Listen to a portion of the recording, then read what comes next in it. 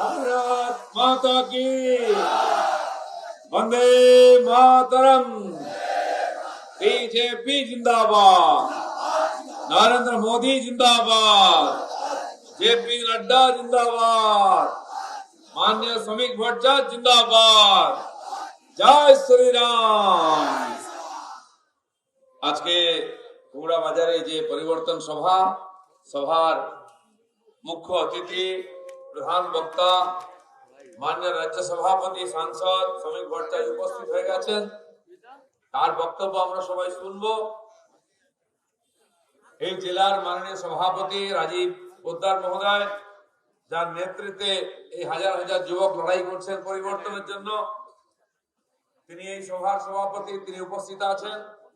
তার সঙ্গে প্রাক্তন রাজ্য সভাপতি তিনজন, ব্রহ্মা বিষ্ণু মহেশ্বর, কামদেব দা, শঙ্কর দা, তিনজন জেলা সভাপতি। তো কামদেব দা, শঙ্কর দা, তাপস দা এক জায়গায় বসে আছেন। তারা এসছেন সবাইকে উৎসাহ আশীর্বাদ দেওয়ার জন্য। এছাড়াও বহু পুরনো কার্যকর্তা যারা বহু বছর আমার আগের থেকে পার্টিতে কাজ করছেন, তারা এখানে উপস্থিত আছেন। জেলা মন্ডলের সমস্ত নেতৃবর্গ, এখানকার মন্ডল সভাপতি, জেলার বিশিষ্ট কার্যকর্তারা এসছেন। সঙ্গে সঙ্গে এই সভাকে সফল করার জন্য বিশাল সংখ্যায়, সত্যি বলতে গেলে তিল ধারণের জায়গা নেই। আমি যদি একটা ফুল ছুঁড়ে মারি সেটা মাটিতে যাবে না, এত ঠাসাঠাসি করে সবাই বসে আছে, দাঁড়িয়ে আছে। তো আপনাদের এই উপস্থিতি সভাকে সফল করেছে, তাই সবাইকে আমি নমস্কার জানাই, নতুন ইংরেজি বছরের অভিনন্দন জানাই। ঠান্ডা খুব জোর বেড়েই যাচ্ছে। আমরা ধীরে ধীরে টিএমসির মতো কুকুড়ে যাচ্ছি ঠান্ডাতে। যত দিন এগোচ্ছে 26-এর, তত দিন ঘনিয়ে আসছে টিএমসির যাওয়ার। তো এই অঞ্চল বিস্তীর্ণ অঞ্চল, এই জেলা আশপাশ সীমাবর্তী এলাকা, ওপার বাংলা থেকে আগত উদ্বাস্তু মানুষের বাস, যারা দেশ বিভাজনের বলি হয়েছেন, বহু লড়াই করে তারা নিজেকে প্রতিষ্ঠিত করেছেন। এখানে আমাদের প্রতিষ্ঠাতা ডাক্তার শ্যামাপ্রসাদ মুখার্জি এই উদ্বাস্তু মানুষের জন্য আজীবন লড়াই করেছেন।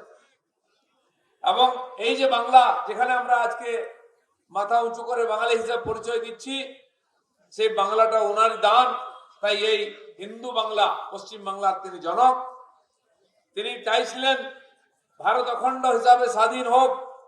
সেটা যখন হয়নি, পূর্ব পাকিস্তান পশ্চিম পাকিস্তান থেকে এই পশ্চিম বাংলাকে কেটে নিয়ে এসেছিলেন জিন্নার সঙ্গে চোখে চোখ রেখে লড়াই করে। তাই আজকে বাঙালি হিসাবে আমরা এখানে প্রায় 10.5 কোটি মানুষ পরিচয় দিচ্ছি। ওপাশে পাঞ্জাবের অর্ধেকটা এবং কাশ্মীরকেও নিয়ে এসেছিলেন। তিনি বলিদান দিয়েছেন কাশ্মীরে, বাংলায় নয়, অখণ্ড ভারতের জন্য। সেটা আমাদের স্বপ্ন। কিন্তু এই যে বাংলা, এটাও আজকে বাংলাদেশ হতে যাচ্ছে। আমরা ওখান থেকে চলে এসে এখানে নিশ্চিন্তে আছি তা নয়। যারা আমাদের তাড়িয়ে দিয়েছে ওখান থেকে, আবার এখানে এসে আমাদের জমি জায়গা দখল করছে, আমাদের চাকরি বাকরি দখল করছে, কেন্দ্রীয় সরকারের পাঠানো টাকা পয়সা যোজনা সমস্ত লাভ নিয়ে নিচ্ছে, লোন নিয়ে নিচ্ছে, জায়গা নিয়ে আবাস যোজনার বাড়ি, শৌচালয়, গ্যাস থেকে আরম্ভ করে সব সুবিধা নিয়ে নিচ্ছে। সরকারি হসপিটালে তাদের ভিড়, সরকারি স্কুল কলেজে তাদের ভিড়। আবার আমাদের চোখ দেখাচ্ছে, আমাদের এখানে এসে আমাদের জমি জায়গা নিয়ে নেওয়ার চেষ্টা করছে। তাই সতর্ক হতে হবে। সেই জন্য আমরা পরিবর্তন সভা করতে চাই। আর একবার ওপাশে পূর্ব বাংলা, আর একবার পূর্ব বাংলাদেশ আমরা তৈরি হতে দিতে চাই না। চাই নরেন্দ্র মোদীর নেতৃত্বে সারা ভারত আজকে জেগেছে, একত্রিত হয়েছে। কেন্দ্রে তিনবার তিনি প্রধানমন্ত্রী হয়েছেন। একাধিক প্রায় 19-20টা রাজ্যে আজকে বিজেপি সরকার আছে। কিন্তু আসল জায়গা পশ্চিমবঙ্গ, যেটা বাঘের মুখে আছে, অর্ধেক চলে গেছে, অর্ধেক যেতে বসেছে, সেখানে আমাদের অন্তিম লড়াই। তাই দাঁত চেপে লড়ছি আমরা বছরের পর বছর। 250 কর্মীকে বলিদান দিতে হয়েছে, এই রাজনীতি হিংসার বলি হয়েছে, টিএমসির হাতে মারা গেছে। তাদের স্বপ্নকে সফল করার জন্য এবং এখানে নিশ্চিন্ত হয়ে এই ভূমিতে বাঁচার জন্য আমরা এই বাংলায় পরিবর্তন চাই। সারা দেশ পরিবর্তন হলেও হবে না যতক্ষণ না পশ্চিম বাংলায় পরিবর্তনের বিজেপি সরকার হচ্ছে। কারণ সবচেয়ে বেশি অনুপ্রবেশ এইখানেই হচ্ছে। এই 2219 কিলোমিটার যে বাংলাদেশের সঙ্গে পশ্চিম বাংলার বর্ডার, সেটা সবচেয়ে বেশি টেনশনে, সবচেয়ে বেশি সেনসিটিভ, অসুরক্ষিত আছে। এখনো 400-500 কিলোমিটার জায়গার কাঁটাতারের বেড়া দেওয়া যায়নি, কারণ মমতা ব্যানার্জি চান না বেড়া হোক, তাই জায়গা দিচ্ছেন না। কেন্দ্র সরকার টাকা দিলেও জমি দিচ্ছেন না। কিন্তু আমাদের মাননীয় গৃহমন্ত্রী অমিত শাহ তিনিও বলেছেন আমি বেড়া দিয়েই ছাড়বো। কিছু জলার নদী বাদ দিয়ে প্রায় হয়ে গেছে, বেড়া দেওয়া চলছে, যাতে দিনে রাতে লুকিয়ে কেউ ঢুকে আমাদের উৎপাত করতে না পারে। আজকে সারা ভারতবর্ষ শান্ত হয়ে গেছে, কাশ্মীর হয়ে গেছে, অন্ধ্রপ্রদেশ হয়ে গেছে, ছত্তিশগড় হয়ে গেছে, যেখানে নকশালি আন্দোলন ছিল, বোম বন্দুকের আওয়াজ নাই। কিন্তু পশ্চিমবাংলায় গ্রামে গঞ্জে শহরে বোম বন্দুক তার আওয়াজ, গুলির আওয়াজ। গ্রামে গঞ্জে যেমন হচ্ছে, কলকাতার বুকেও বোম ফাটছে আর বন্দুকের আওয়াজ আসছে। কোন মানুষের জীবন সুরক্ষিত নয়। আমাদের মা বোনেরা যাদের সম্মান বাঁচাবার জন্য ওপার বাংলার থেকে আমরা এখানে চলে এসেছি, যে ঠাকুর দেবতার সম্মান বাঁচাবার জন্য চলে এসেছি, রাত্রিবেলা হেরিকেন জ্বালিয়ে দিয়ে, রেডিও চালিয়ে দিয়ে, সেই মা বোনদের সম্মান সুরক্ষিত নয়। আজ 60 থেকে 70 বছরের কোন মহিলা, বালিকা, নারী, যুবতী পশ্চিমবাংলায় সুরক্ষিত নয়। সে কলকাতা হোক, কুচবিহার হোক আর কাকদ্বীপ হোক, সব জায়গায় মহিলা ধর্ষিতা হচ্ছে। কোন জেলাতে আজকে ঠাকুরের মন্দির সুরক্ষিত নয়। মন্দিরে চুরি করা হচ্ছে গয়না, মন্দিরে মূর্তি ভাঙা হচ্ছে, মন্দির ভাঙা হচ্ছে। দিনে রাতে দুর্গা পূজা, কালী পূজা বিসর্জন করতে গেলে ঝামেলা হচ্ছে। বাংলাদেশে কিছু অবস্থায় ভালো নাই আমরা। ওপার বাংলায় মূর্তি ভাঙা হচ্ছে, এপার বাংলায় মূর্তি ভাঙা হচ্ছে। ওপার বাংলায় হিন্দু জমি বাড়ি লুট করা হচ্ছে, এপাশে লুট করা হচ্ছে। ওপার বাংলায় মায়েদের উপর অত্যাচার হচ্ছে, এপার বাংলায় লুট হচ্ছে। মমতা ব্যানার্জি চাইছেন এপার বাংলা ওপার বাংলার বর্ডারটা তুলে দিয়ে বাংলাদেশ অখণ্ড বাংলার প্রধানমন্ত্রী হতে। এখানে 42টা সিট জিতলেও তিনি হতে পারবেন না, তাই মিলিয়ে দিতে চাইছেন প্রধানমন্ত্রী হওয়ার। কিন্তু আমরা ভারতীয় জনতা পার্টির কর্মীরা যতদিন আছি এটা সম্ভব হবে না। তাই বুকে বুক চিতিয়ে লড়ছি, রক্ত দিয়ে ঘাম দিয়ে এখানে পার্টিকে দাঁড় করিয়েছি। আপনারাও প্রত্যেক নির্বাচনে আমাদের ভোট দিয়েছেন, সে বিধানসভা হোক, লোকসভা হোক, পঞ্চায়েত হোক, পুরসভা হোক। কখনো কখনো লুট হয়ে গেছে, তাই আমরা জিততে পারিনি। প্রত্যেকটি জায়গায় হাজার হাজার ভুয়ো ভোটার ঢুকিয়ে দিয়ে ছাপ্পা ভোট মেরে টিএমসি এই ইলেকশন গুলো জিতে নেয়। যে এসআইআর শুরু হয়েছে, চিৎকার চেঁচামেচি দেখুন, দিদিমণির চিৎকার, করতে দেবো না, হতে দেবো না। সারা ভারতবর্ষে এসআইআর হচ্ছে। এর আগে 10 বার 11 বার এসআইআর হয়ে গেছে। মানে কি না, যারা মারা গেছে তাদের নাম বাদ দাও, যে অন্য জায়গায় চলে গেছে ভোট দেয় না তার নাম বাদ দেওয়া, বাইরের থেকে কিছু লোক ঢুকে পড়েছে, এই দেশের নাগরিক নয়, তার নাম ভোটার লিস্টে চলে এসছে, তার নাম বাদ দেওয়া। এতে অসুবিধা কি আছে? শুদ্ধিকরণ হচ্ছে ভোটার লিস্টে। যারা যোগ্য ব্যক্তি, এখানকার নাগরিক, তারা এখানকার জনপ্রতিনিধি নির্বাচন করবেন, পঞ্চায়েত থেকে পার্লামেন্ট অব্দি। এ তো সব দেশেই হয়, সারা ভারতবর্ষে হচ্ছে, কোথাও কোনো বিরোধ হয়নি। বিরোধ এখানেই। কারণ কি, এখানে 58 লক্ষ বাদ চলে গেছে নাম, যে নাম আছে ভোটার লিস্টে, অত ফর্ম ফিল আপ করেনি, কেউ ফর্ম নিতে আসেনি, 58 লক্ষ হয়ে গেছে। আরো 1,38,00,000 লোকের নামে ভুল আছে, ডকুমেন্ট নেই, তাদের ডেকে পাঠিয়ে তাদেরকে জিজ্ঞাসাবাদ করা হচ্ছে, সেখানকার কেন, কোথাকার কে, কেন নামে গন্ডগোল। কিছু নাম বাদ যাবে। এখান থেকে মমতা ব্যানার্জি ভয় পেয়েছেন, কারণ তিনি যেখানে এমএলএ হন, ভবানীপুরেতে 44,500 নাম বাদ গেছে, ওখানে আরো বাদ যাবে। তাহলে 10-20 হাজার 30 হাজার যে ভোটে জিতেন, সেটা তো উড়ে যাবে। তিনি এই নন্দীগ্রামে গেছিলেন লড়তে, মেদিনীপুরের লোকেরা যোগ্য জবাব দিয়েছে, ওখানে ছাপ্পা ভোট নাই, মাত্র 10,000 বেরিয়েছে, যারা মারা গেছেন তাদের নাম। তাই ছাপ্পা ভোট মারতে পারেনি, জিততে পারেনি, আবার এসে ভবানীপুর থেকে এমএলএ হয়ে মুখ্যমন্ত্রী হতে হয়েছে। ববি হাকিম, তিনি যেখান থেকে যেতেন, 66,000 নাম বাদ গেছে। শশী পাঁজার কাছ থেকে 54,000, কোথাও 70,000 নাম বাদ যাচ্ছে, আরো বাদ যাবে। এই যদি বাদ যেতে থাকে, টিএমসি কোথাও জিততে পারবে না। গঙ্গার এপাশে কলকাতা, দক্ষিণ চব্বিশ পরগনা, উত্তর চব্বিশ পরগনা, নদিয়া, মুর্শিদাবাদ, মালদা, দিনাজপুর, কুচবিহার অব্দি, এই যে বাংলাদেশ বর্ডার এলাকাগুলো, এই এলাকায় সবচেয়ে বেশি ভুয়ো ভোটার আছে। বাংলাদেশ থেকে এসে নাম তুলে নিয়েছে, এখান থেকে আই কার্ড নিয়ে, এখান থেকে ভোটার কার্ড নিয়ে সারা ভারতবর্ষে ছড়িয়ে পড়ছে।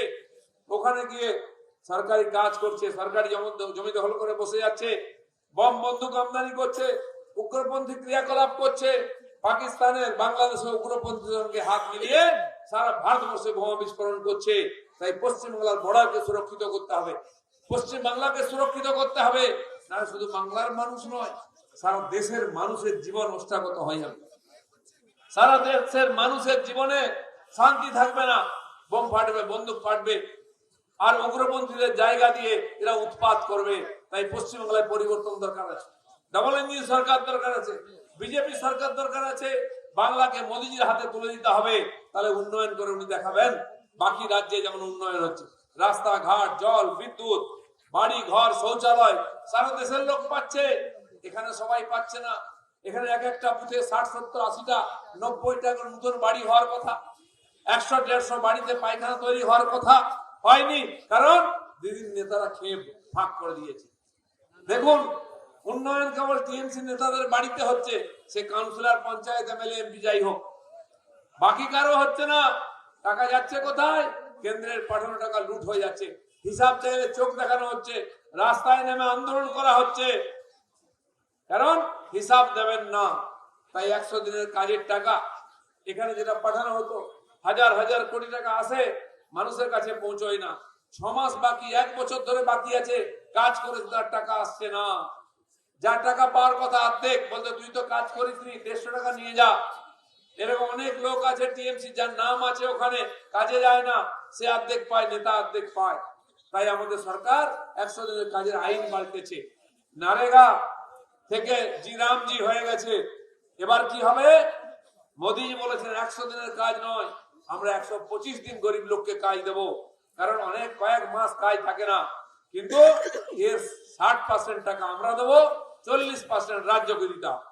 আমাদের মুখ্যমন্ত্রী বলতেন কেন্দ্রের টাকা লাগবে না, আমরাই করে দেব, আপনাকে পুরো করতে হবে না, 40 ভাগ দিন। তাতেই মাথা গরম হয়ে গেছে, চিৎকার করছেন।